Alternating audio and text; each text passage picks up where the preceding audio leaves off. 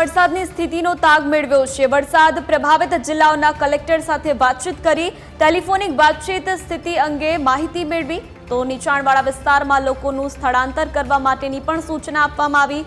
SDRF એનડીઆરએફની ટીમની પણ મદદ માટે ખાતરી આપવામાં આવી છે।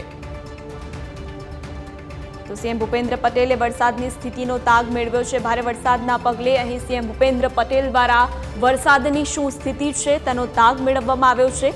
વરસાદ પ્રભાવિત જિલ્લાઓના કલેક્ટર સાથે તેઓએ વાતચીત કરી છે, ટેલિફોનિક વાતચીત કરવામાં આવી છે અને સમગ્ર સ્થિતિ અંગે માહિતી મેળવી છે। નીચાણવાળા વિસ્તારોમાં રહેતા લોકોનું સ્થળાંતર કરવા માટેની પણ સૂચના આપવામાં આવી છે। એસડીઆરએફ એનડીઆરએફની ટીમની મદદ માટે પણ તેઓ દ્વારા ખાતરી આપવામાં આવી છે। જે પ્રકારે અનેક જિલ્લાઓમાં વરસાદની આગાહી હવામાન વિભાગે વ્યક્ત કરી છે। અનેક જિલ્લાઓમાં જે નીચાણવાળા વિસ્તારો છે ત્યાં વરસાદી પાણી ફરી વળતા લોકોનું સ્થળાંતર કરવામાં આવી રહ્યું છે। તો સીએમ ભૂપેન્દ્ર પટેલે પણ આ વરસાદની સ્થિતિનો તાગ મેળવ્યો છે।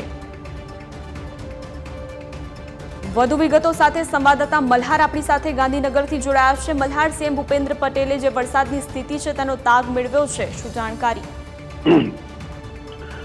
સોનલ, નજર કરવા જઈએ તો જે રીતે રાજ્યમાં છેલ્લા 24 કલાકથી ભારેથી ભારે વરસાદ જે છે તે જોવા મળી રહ્યો છે તેને લઈને રાજ્યના મુખ્યમંત્રી જે છે તે ચિંતા વ્યક્ત કરી છે। ખાસ કરીને દક્ષિણ ગુજરાતમાં જે ભારે વરસાદ જોવા મળી રહ્યો છે તેને લઈને મુખ્યમંત્રીએ સ્થાનિક તંત્ર સાથે એટલે કે કલેક્ટર સાથે જે છે તે ટેલિફોનિક વાતચીત કરીને પરિસ્થિતિનો તાગ મેળવ્યો છે। ખાસ કરીને દક્ષિણ ગુજરાતના જે અવિરત વરસાદ સવારથી જોવા મળી રહ્યો છે તેને લઈને નીચાણવાળા વિસ્તારોમાં જે છે તે પાણી ભરાઈ ગયા છે, જેથી મુખ્યમંત્રીએ પણ જે દક્ષિણ ગુજરાતના 7 જિલ્લાઓ છે તે નીચાણવાળા વિસ્તારોના જે સ્થાનિક તંત્ર છે તેની સાથે વાત કરીને લોકોને સલામત સ્થળે ખસેડવા અને પશુધનને પણ નુકસાન ન થાય એટલે કે તેમને પણ સલામત સ્થળે ખસેડવાની જે છે તે સૂચના આપી છે। ઉપરાંત એનડીઆરએફ અને એસડીઆરએફની ટીમને પણ જે છે તે બાયસ્ટેન્ડ રહેવાની પણ સૂચના આપી છે અને વધુ ટીમની જરૂર પડે તો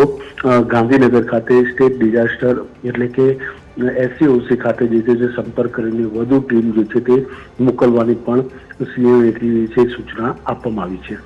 જી મલ્હાર, આભાર માહિતી બદલ।